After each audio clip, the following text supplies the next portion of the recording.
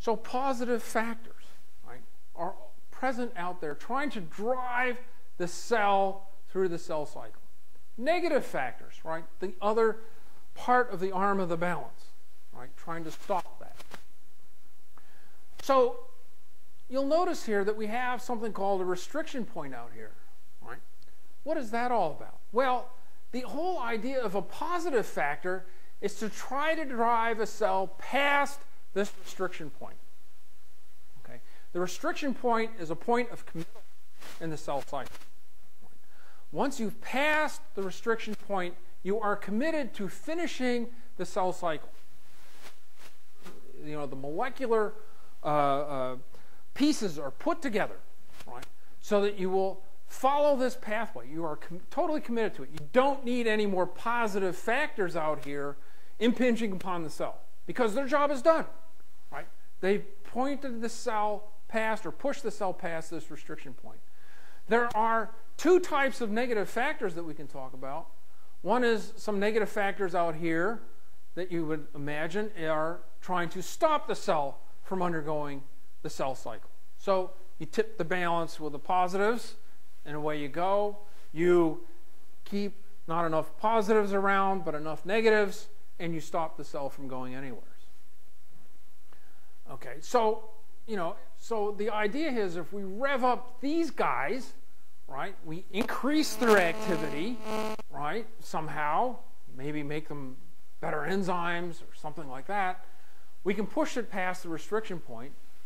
And in addition, if we get rid of the negative factor out here that's stopping this process, right, we'll let the cell continue, right? And that's what this is, a lot of this is all about, right?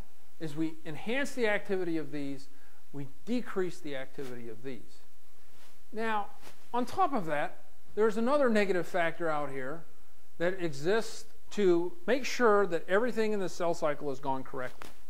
So that you know, in S phase, we're replicating DNA. All the chromosomes have to replicate. And in M phase, they have to align on the midplane of the cell for division. Right? If those things don't occur, the cell stops, normally stops, right? It tries to repair what damage it can, and if it can't, it undergoes programmed cell death or apoptosis. Right? So the proteins, some of the proteins that are out here that control that process. Remember that in cancer, we're trying to accrue mutations. We're trying to get more mutations, right? We're trying to be able to damage our chromosomes and maybe even get rid of chromosomes, right? So the protein that's out here that kind of monitors that situation, that's really a common one to get damaged in tumors too. Okay. So we classify those genes as either oncogenes, which are a gain-of-function gene. So that's the positive factor, right? So they gain function. So better enzyme activity, whatever it does. Maybe it's a hormone that gets expressed inside a cell when it doesn't need to. These act in a dominant fashion. In other words, I only have to change one of the alleles that are present in the cell for this oncogene to have a role in terms of cancer formation. Tumor suppressor genes, on the other hand, those are the negative factors. Right?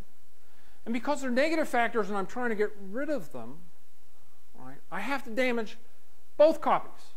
Right? And that, by definition, would make it a recessive mutation. Okay.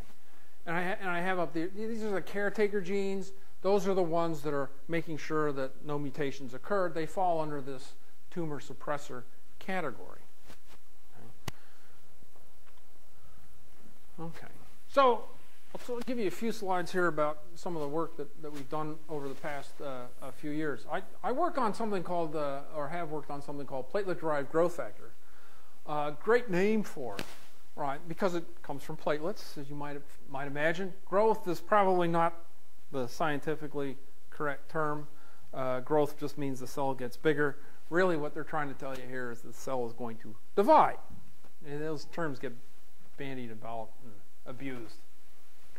So that's one of the big growth factors that, you know, when you cut yourself and the platelets rush in and they release all the growth, it's just one of the big ones, Right? If you try to grow cells in a tissue culture flask, you need to use, most of the time you need to use some kind of serum, right? So you go out and usually get it from cows, and this serum is made by allowing the blood to clot, right? Which means the platelets have released all their hormones, right? And you take the unclotted portion of the blood and you use it to grow cells. And why do they grow? Well, they grow because they have platelet-derived growth factor in the serum. It's kind of a complex molecule in some ways. It's made up of several different polypeptides. They can form all sorts of combinations, homo and heterodimers. And its activity is actually mediated by receptors at the cell surface. Being a polypeptide hormone, it can't enter into the cell, and so it needs to bind to something at the cell surface to trigger a response out of the cell. And there are a couple different kinds of receptors for that. Why do we think it's involved in tumors, in human tumors, right? Well, it has homology to a retroviral oncogene. Remember, I told you about retroviruses, and now they picked out a gene from the cell, right? And it caused the cell to grow like a tumor. Well, if you compare the sequence of one of those genes from one of those retroviruses, it matches to the PDGF, okay? It's present, PDGF is present in a lot of tumors, right? And inhibition of PDGF activity, so there's ways of blocking it, can change the way the cells look, can change the way the cells grow, can have the cancer cell behaving more like a normal cell. And last but not least, they're activating mutations. So if you look at a variety of tumors, right, what we can find is a series of mutations where PDGF or its receptor is altered, so that we know that it does form some kind of active thing. Well, my lab's been mainly interested in what PDGF has to do to the cell to cause it to act like a cancer cell. And one of the things that we looked at was something called NF-kappa B. And NF-kappa B is a transcription factor, so it's a protein inside the cell that is going to change transcription of genes. It's going to allow some genes to be expressed. It's going to suppress the expression of other genes. And it's important in a wide variety of cellular processes.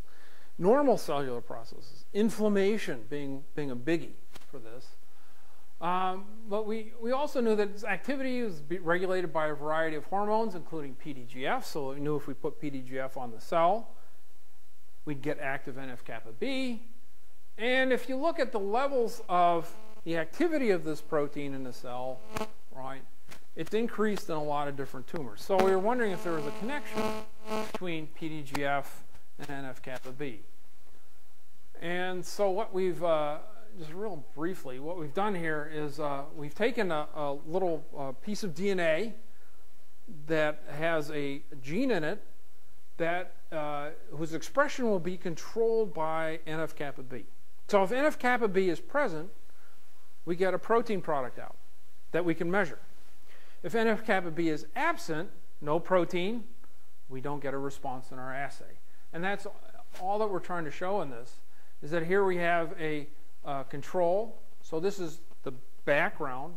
So if we put a plasmid in that doesn't respond to NF-kappa B, this is the amount of enzymatic activity from our protein that we get out. And if we put in the piece of DNA that does have the NF-kappa B responsive element, you can see that it goes up if we also put in PDGF. Okay, that's all that this is saying. So we put in PDGF in this case, up it goes. This is actually, on this slide, this is actually from papillomavirus. This is a gene from papillomavirus that binds to the PDGF receptor as well. You can see that that regulates NF-kappa B.